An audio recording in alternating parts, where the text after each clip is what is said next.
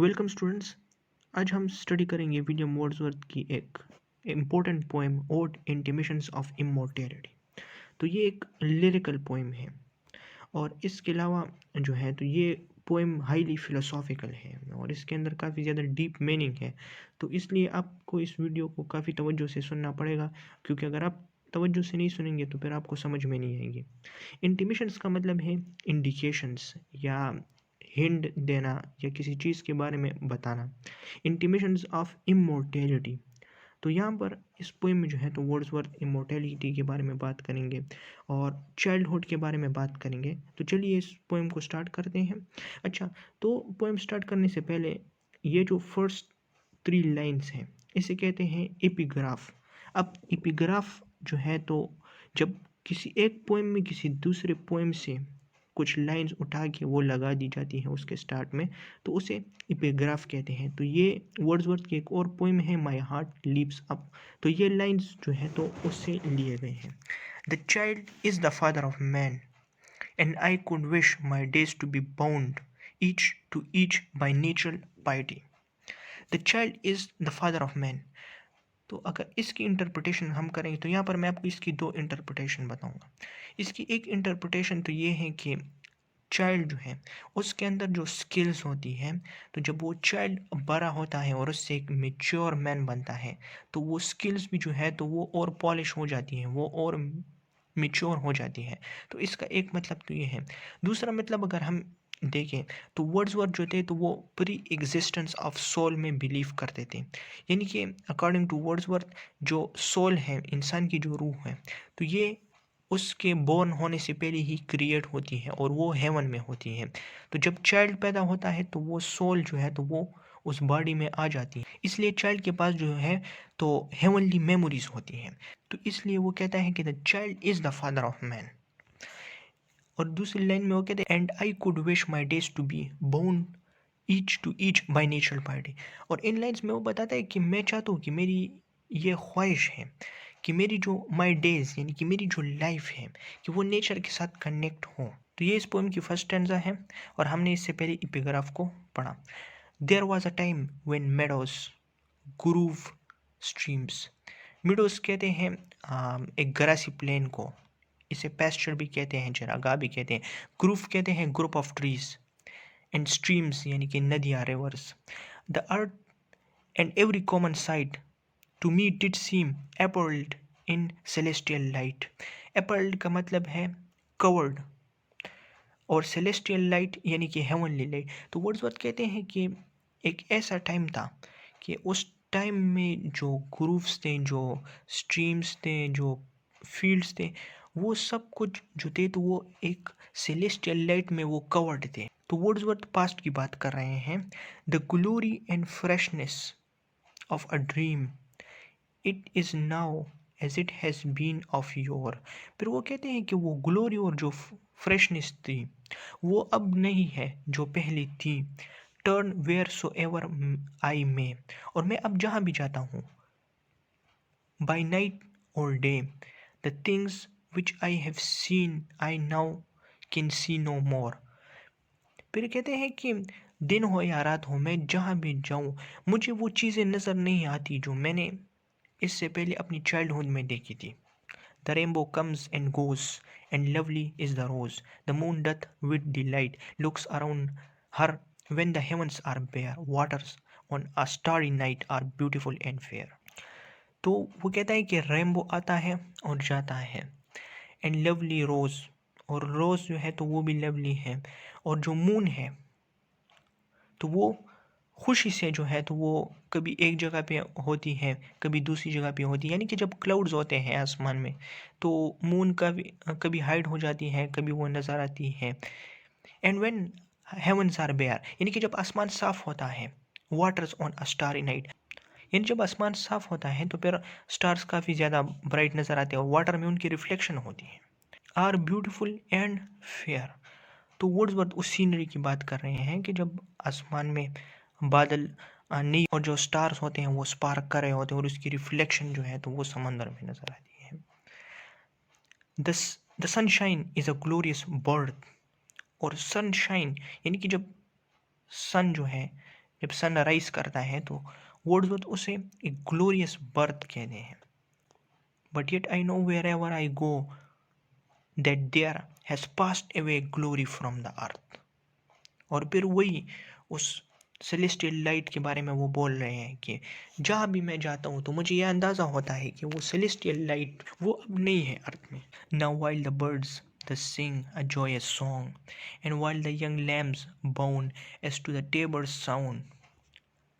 और जब बर्ड्स अपने सॉन्ग गाते हैं, वो जब अपनी खूबसूरत आवाज़ें निकालते हैं, और जो लैम्स होते हैं bound to each other as to the tabor sound.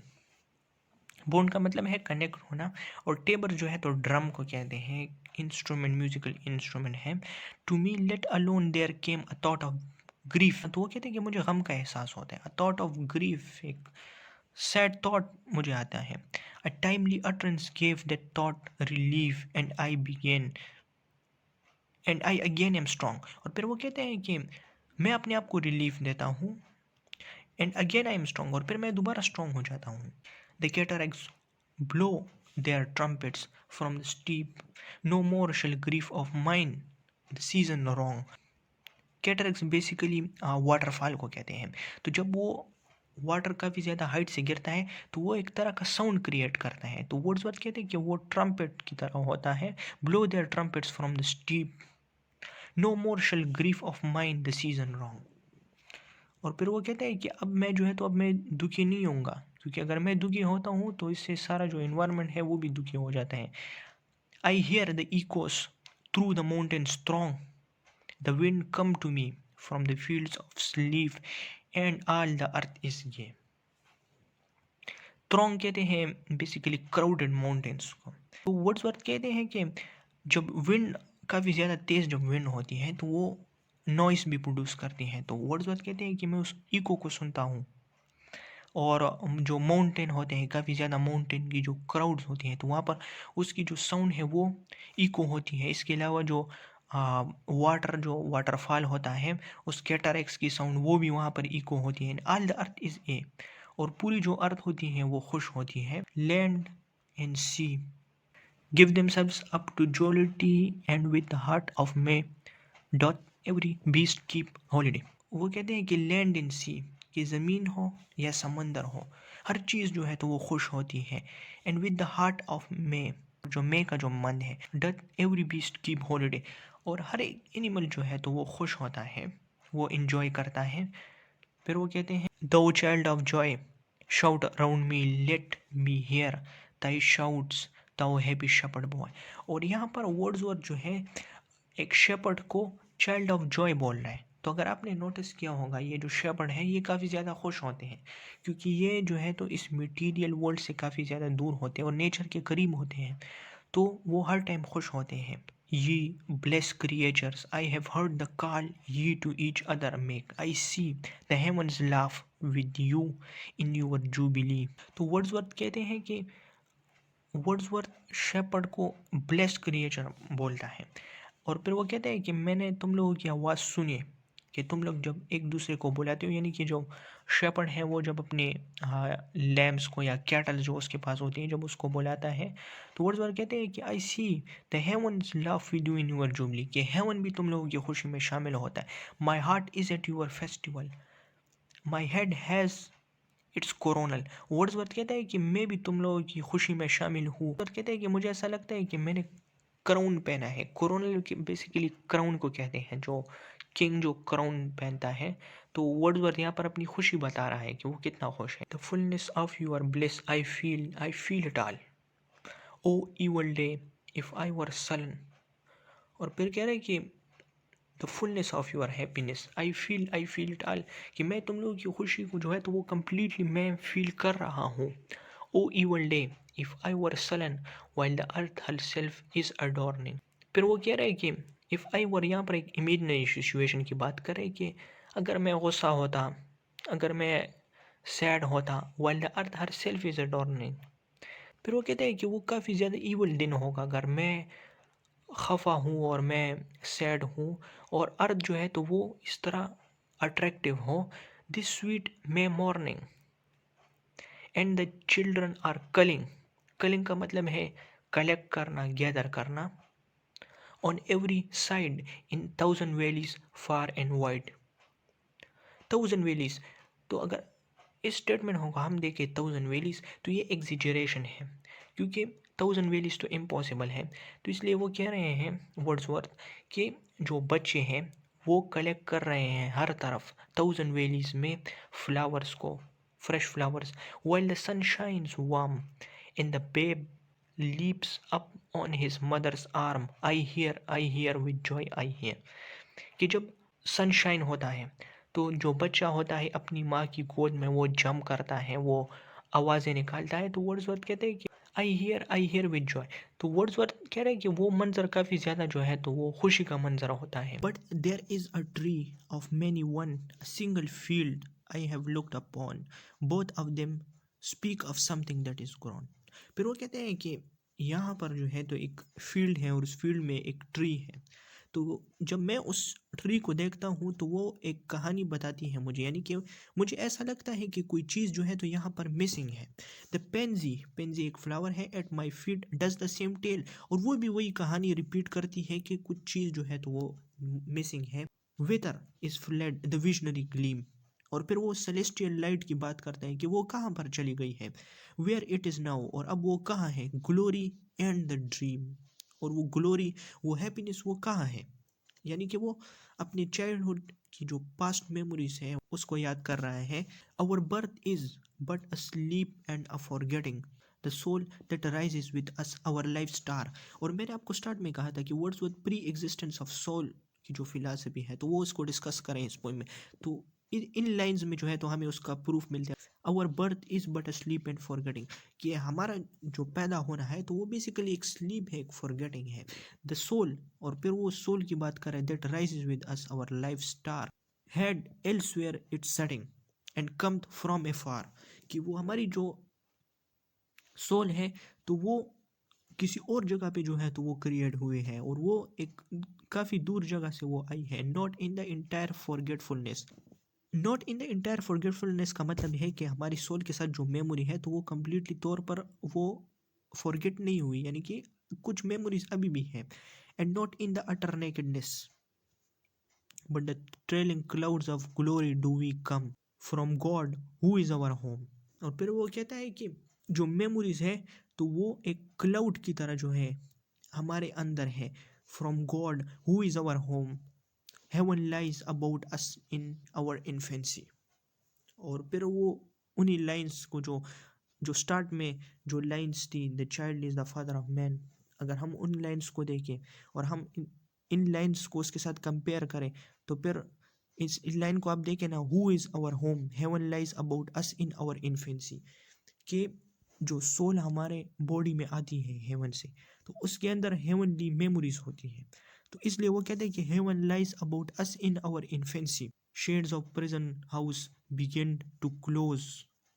यानी कि क्लोज का मतलब है करीब आना, अपॉन द ग्रोइंग बॉय। तो यहाँ पर वर्ड्सवर्थ कह रहे हैं कि जब बच्चा होता है तो बच्चा तो फ्री होता है, उस पर कोई रिस्पॉन्सिबिलिटी नहीं होती। लेकिन जैसे ही वो बच्चा मेच्योर होता है तो उस पर ये दुनिया एक प्रिजन की तरह उसके लिए हो जाती है, क्योंकि उस पर रिस्पॉन्सिबिलिटीज आती हैं।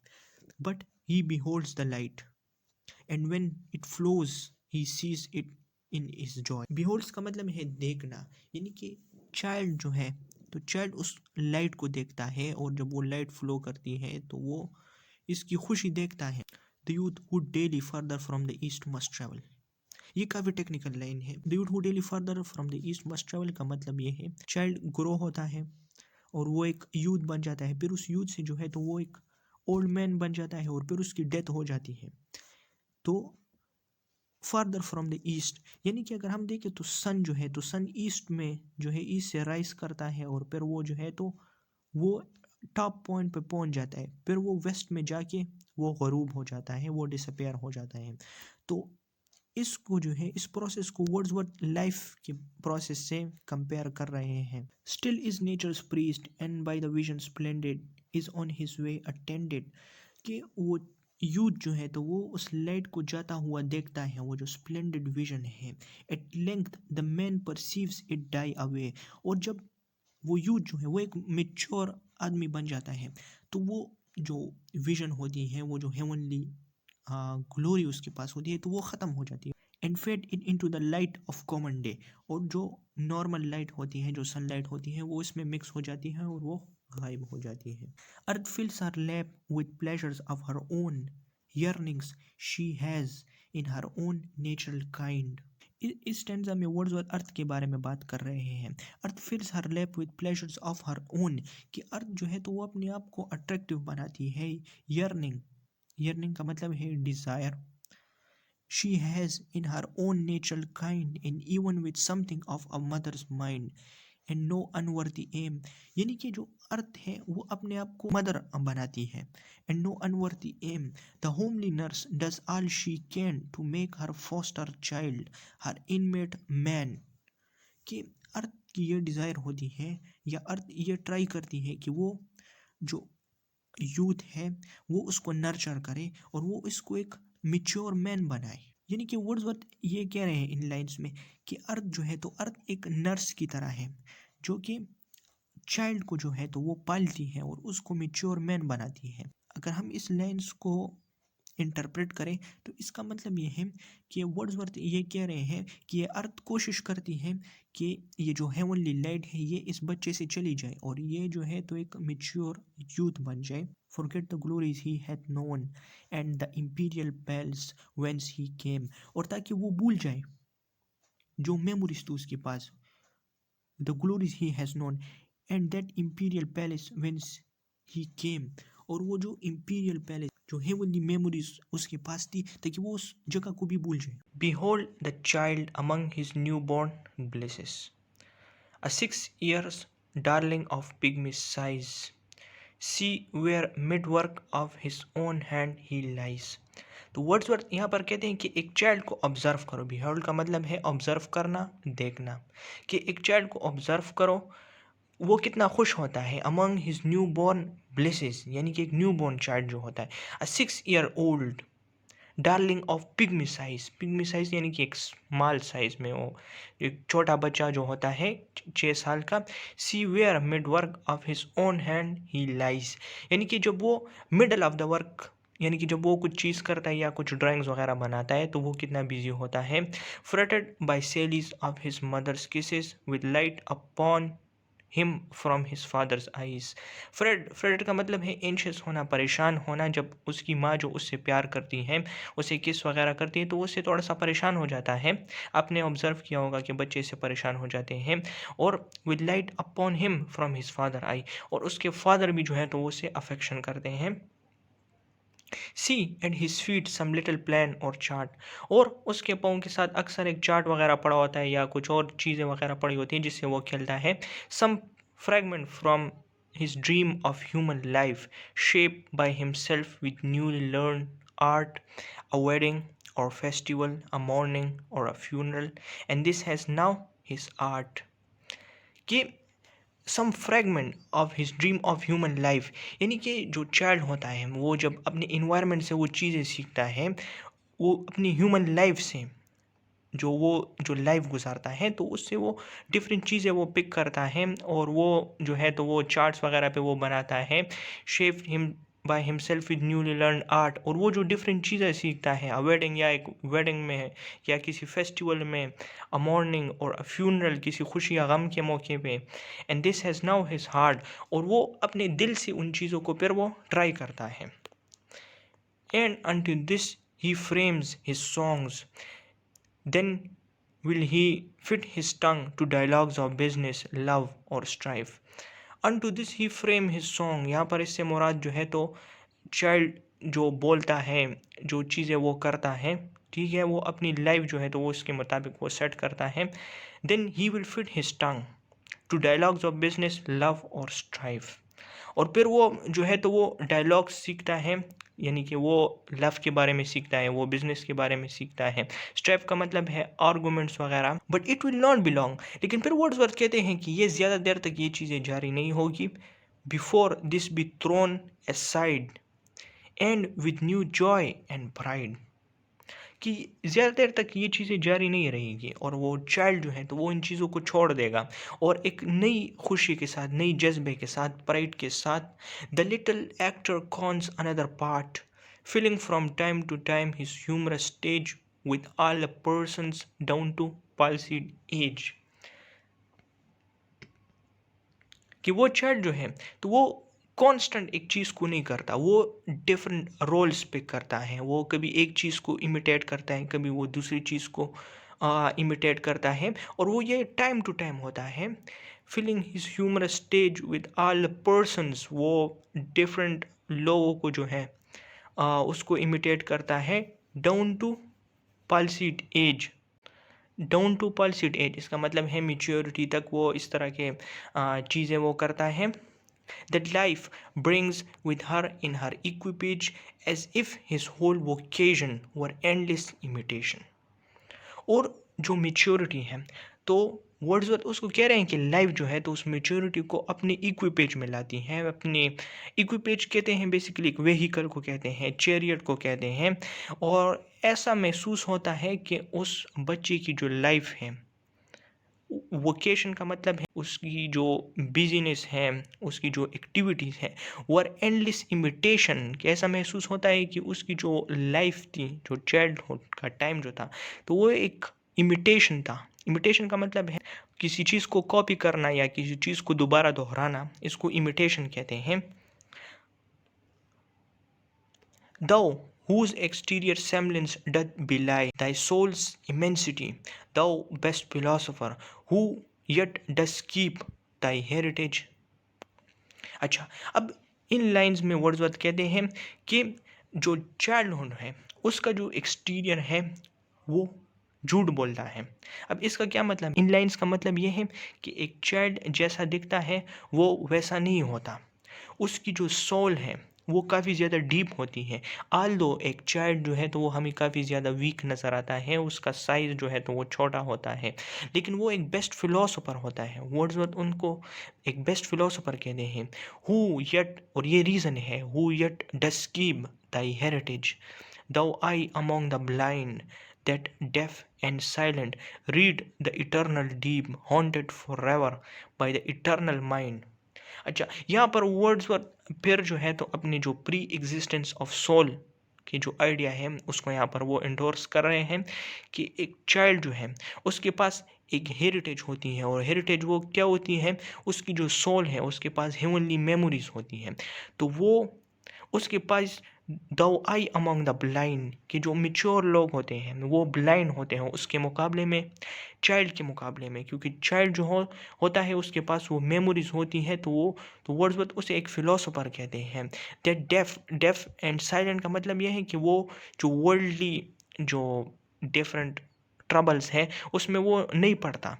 Read the eternal deep, haunted for ever by the eternal mind, और उसके माइंड में वो मेमोरीज होती हैं और वो उसकी वजह से जो है तो वो, और उसकी वजह से वो परेशानियों में मुब्तला नहीं होता। माइटी प्रॉफिट सीर ब्लेस्ड, तो वर्ड्सवर्थ उसे माइटी प्रॉफिट भी कहते हैं और उसे जो है तो सीर भी कहते हैं, यानी कि पेशन गोई करने वाला। On whom those truths do rest, which we are toiling all our lives in darkness lost the darkness of the grave। अच्छा, अब इन लाइन्स का क्या मतलब है? On whom those truths do rest, कि तुम्हारे पास वो ट्रूथ्स हैं, कि जो उस सोल की बात कर रहे हैं, कि तुम्हें उन ट्रूथ्स का पता है, तुम्हारे पास वो इटर्नल सोल है। Which we are toiling all our lives to find, जिसको हम अपनी बाकी ज़िंदगी फाइंड करने में गुजार देते हैं लेकिन फिर वो हमें नहीं मिलती। In darkness lost the darkness of the grave, और वर्ड्सवर्थ कह रहे हैं कि हम जो बाकी ज़िंदगी है तो हम उन ट्रूथ्स को फाइंड करने की कोशिश करते हैं, लेकिन चाइल्ड के पास वो ट्रूथ होते हैं लेकिन हम डार्कनेस में होते हैं। Thou over whom thy immortality broods like the day, a master or slave, a presence which is not to be put by, thou little child, yet glorious in the might of heaven-born freedom, on thy being's height. Thou over whom thy immortality broods like the day, a master or slave, a presence which is not to be put by। और यहाँ पर Wordsworth उसी soul की बात कर रहे हैं कि जो चाइल्डहुड के पास जो सोल होती है वो एक मास्टर की तरह होती है। अ मास्टर और अ स्लेव। एक चाइल्ड जो होता है उसके पास जो सोल होती है तो उसकी वजह से वो सोल जो है तो वो एक मास्टर का किरदार अदा करती है। A presence which is not to be put by. और उसके प्रेजेंस जो है तो उसको रिमूव नहीं किया जा सकता या उसके प्रेजेंस से इनकार नहीं किया जा सकता। दो little child yet glorious in the might. कि चाइल्ड जो है वो छोटा तो है लेकिन उसकी जो पावर है वो ग्लोरियस है। Of heaven born freedom on thy being's height. क्योंकि उसके पास वो हेवनली मेमोरीज है, वो हेवन बोर्न फ्रीडम जो है तो वो उस चाइल्ड के पास है। Why with such earnest pains dost thou provoke the ears to bring the inevitable yoke, thus blindly with thy blindness at strife? Full soon thy soul shall have earthly fright, and customs lie upon thee with a weight, heavy as frost and deep almost as life. Wordsworth यहाँ पर कह रहे हैं child से मुखातिब हैं कि तुम क्यों इतनी शिद्दत से बड़े होना चाहते हो, तुम क्यों अपने आप को मुश्किलात में डालना चाहते हो। तो बेसिकली वर्ड्सवर्थ के मुताबिक जो टाइम ऑफ चाइल्डहुड होता है उसमें इंसान जो है तो वो फ्री होता है, उस टाइम में मुसीबतें नहीं होती। लेकिन जब चाइल्ड बड़ा होता है तो उस पर मुसीबतों के पहाड़ टूट पड़ते हैं। The years to bring inevitable yoke, कि ये जो आने वाले साल है ये तुम पर मुसीबतों के पहाड़ तोड़ देंगे। Thus blindly with thy blindness at strife, full soon thy soul shall have earthly freight. और फिर बहुत जल्द तुम्हें पता चल जाएगा उन अर्थली मुसीबतों का जो मुश्किलात होती हैं, और बहुत जल्द तुम्हें इस मुश्किलात का पता चल जाएगा, ये दुनियावी मुश्किलात जो हैं और अर्थली फ्राइट, और तुम जो है तो फिर तुम्हें इस अर्थ से खौफ आएगा। And custom lie upon thee with a weight heavy as frost and deep almost as life. Customs का मतलब है यहाँ पर रिस्पॉन्सिबिलिटीज़, और फिर तुम पे बहुत ज़्यादा रिस्पॉन्सिबिलिटीज़ आ जाएगी जिसका वज़न जो है तो वो इतना भारी होगा। हैवी एज फ्रॉस्ट, फ्रॉस्ट कहते हैं आइस की तरह, यानी कि वो रिस्पॉन्सिबिलिटीज़ काफ़ी हैवी होंगी। And deep almost as life, और वो काफ़ी ज़्यादा डीप होगी जिसको तुम बर्दाश्त नहीं कर सकोगे। O joy that in our embers is something that doth live, that nature yet remembers what was so fugitive. अच्छा, अब वर्ड्सवर्थ उन चाइल्डहुड की मेमोरीज की बात कर रहे हैं कि जो चाइल्डहुड की मेमोरीज हैं वो अभी भी हमारे अंदर हैं। That nature yet remembers what was so fugitive, और वो मेमोरी जो है तो वो फ्यूजिटिव है। फ्यूजिटिव का मतलब है वो चीज़ जो ज़्यादा देर के लिए ना रहे, जो कि चली जाए। एम्बर्स, एम्बर्स देखें, एम्बर्स कहते हैं जब आग लगाते हैं आप, जब लकड़ियों की आग जलती है और वो जो कोल सा रह जाता है, जो थोड़ी सी आग रह जाती है, उसे एम्बर्स कहते हैं। तो वर्ड्सवर्थ यहाँ पर उसको कंपेयर कर रहे हैं अपने अंदर जो चाइल्डहुड मेमोरीज हैं उसके साथ। The thought of our past years in me doth breed perpetual benediction. तो यहाँ पर वर्ड्सवर्थ कहते हैं कि मैं जब उस चाइल्डहुड के टाइम को याद करता हूँ तो मैं काफ़ी ज़्यादा खुश हो जाता हूँ। परप्यूचुअल बेनेडिक्शन, परप्यूचुअल कहते हैं कंटिन्यूअस, और बेनेडिक्शन का मतलब है blessings. Not indeed for that which is most worthy to be blessed delight and liberty the simple creed of childhood. अब यहाँ पर कहते हैं कि जो चाइल्डहुड होता है, जो चाइल्ड होता है तो उसका जो टाइम होता है वो डिलाइट और लिबर्टी के लिए होता है। यानी कि एक चाइल्ड जो होता है वो वर्ल्डली रिस्पॉन्सिबिलिटी से फ्री होता है और वो आज़ाद होता है, और डिलाइट और वो खुश होता है। The simple creed of childhood whether busy और at rest with new fledged hope still fluttering in his breast.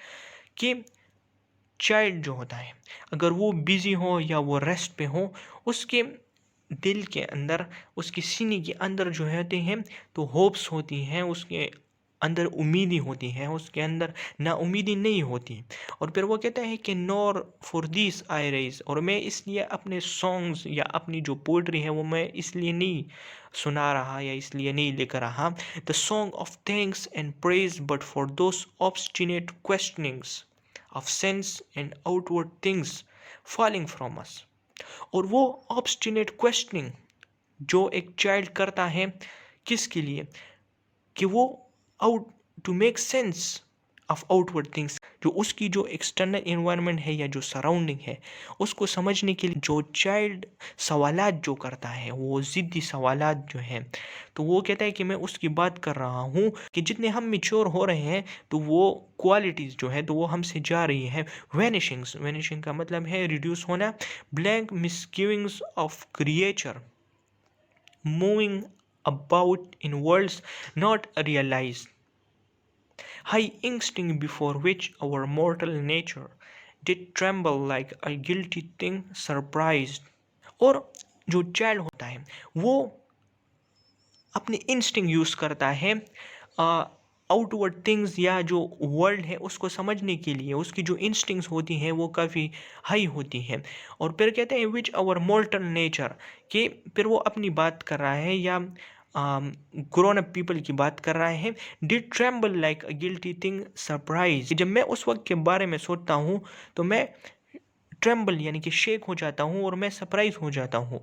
But for those first affections, those shadowy recollections, और वो childhood memories, those shadowy recollection, shadowy यानी कि unclear, और recollection कहते हैं memories को, which be they what they may are yet the fountain light of all our day, कि वो शेडोवी रिकलेक्शन जो है, वो चाइल्डहुड जो मेमोरीज हैं जो कि अनक्लियर हैं, वो अब भी जो है हमारे लिए या मेरे लिए एक सोर्स ऑफ गाइडेंस है, और fountain light of all our day, कि वो अब भी जो है तो हमें जो है तो गाइड करती है।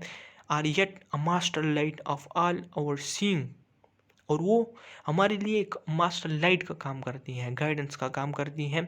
Uphold us, cherish us and have power to make our noisy ears seem moments in the being of eternal silence, truths that wake to perish never।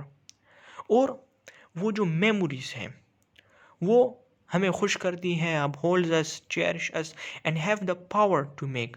और नॉइसी ईयर्स, नॉइसी ईयर्स का मतलब है disturbance या परेशानी में मुब्तला होना। तो Wordsworth कहते हैं कि हम जब भी परेशानी में मुब्तला होते हैं तो वो चाइल्डहुड मेमोरीज जो होती हैं तो वो हमें उन मुसीबतों से निकालती हैं। Truths that wake to perish never, और वो मेमोरीज जो है या वो ट्रूथ्स जो है तो वो कभी भी ख़त्म नहीं हो सकते।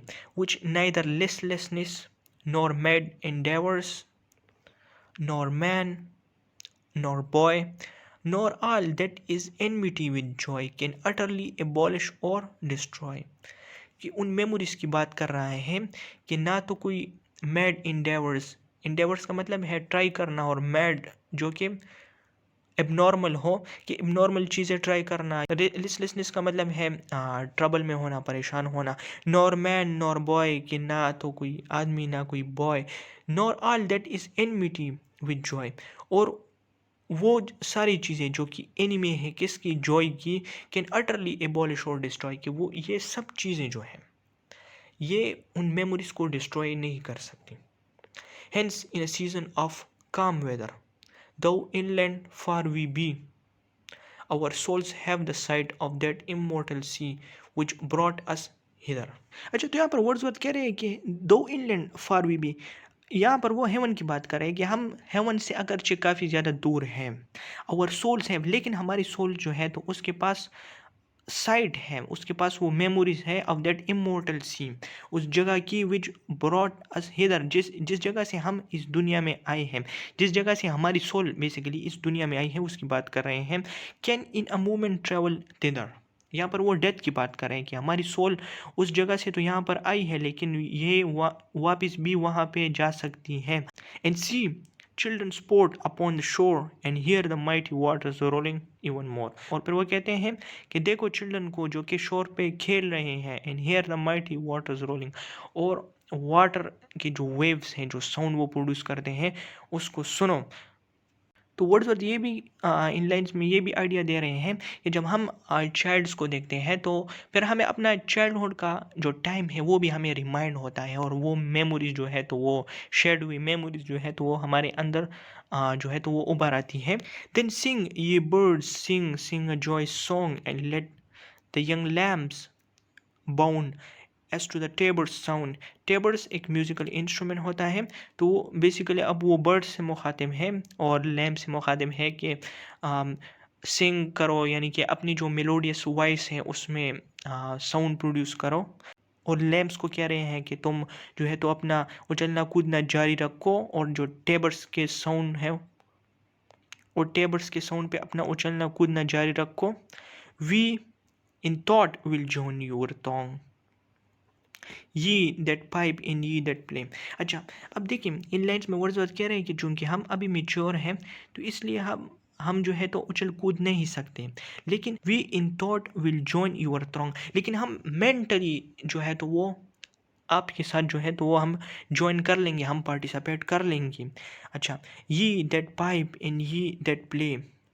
पाइप कहते हैं म्यूजिकल इंस्ट्रूमेंट को, कि इस म्यूजिकल इंस्ट्रूमेंट को प्ले करो। ये that through your hearts today feel the gladness of May, और इस में मन जो है और उसकी जो ग्लैडनेस है, उसकी जो जॉय है उसको फील करो। What though the radiance which was once so bright be now for ever taken from my side. और फिर वो उस चाइल्डहुड मेमोरीज की बात कर रहे हैं कि जो सेलेस्टियल लाइट जो थी, जो काफ़ी ज़्यादा रेडियंट थी, वो अब चली गई है। Be now for ever taken from my side though nothing can bring back the hour. और अब जो है तो कोई चीज़ भी उसे वो वापस नहीं ला सकती, उस टाइम को कोई चीज़ भी वापस नहीं ला सकती। Of splendour in the grass, of glory in the flower, कि वो ग्लोरीज जो कि पहले ग्रास में थी, वो ग्लोरीज जो कि फ्लावर में थी। We will grieve not rather find strength in what remains behind. लेकिन फिर वो अपने आप को मोटिवेट कर रहा है यहाँ पर कि अब हम अफसोस नहीं करेंगे, अब हम जो है तो स्ट्रेंथ जो है तो अपने आप में पैदा करेंगे, जो हमें थोड़ी सी वो जो मेमोरीज है उसको हम स्ट्रेंथन करेंगे, अपने आप को स्ट्रेंथन करेंगे। In the primal sympathy which having been must ever be in the shooting thoughts that spring out of human suffering, strength in what remains behind in the primal sympathy which having been must ever be। और Wordsworth कहते हैं कि वो strength जो हमारे पास बाकी है तो हमें उसकी मदद से जो है तो अपने आप को सपोर्ट करना चाहिए। In the primal sympathy, primal sympathy का मतलब है प्राइमरी, और सिंपैथी यहाँ पर इसका मतलब है इमोशंस और feelings, which having been must ever be, जो कि हमारे पास जो है तो वो फीलिंग्स और इमोशन जो है तो वो अभी भी मौजूद है, अगरचे वो मेमोरीज हमारे पास नहीं है लेकिन जो फीलिंग्स है तो वो हमारे पास अभी भी है। In the soothing thoughts that spring out of human suffering, और हमें उन थॉट्स, उन चीज़ों के बारे में फोकस करना चाहिए, इंसान और ह्यूमन सफरिंग के बारे में फोकस करना चाहिए।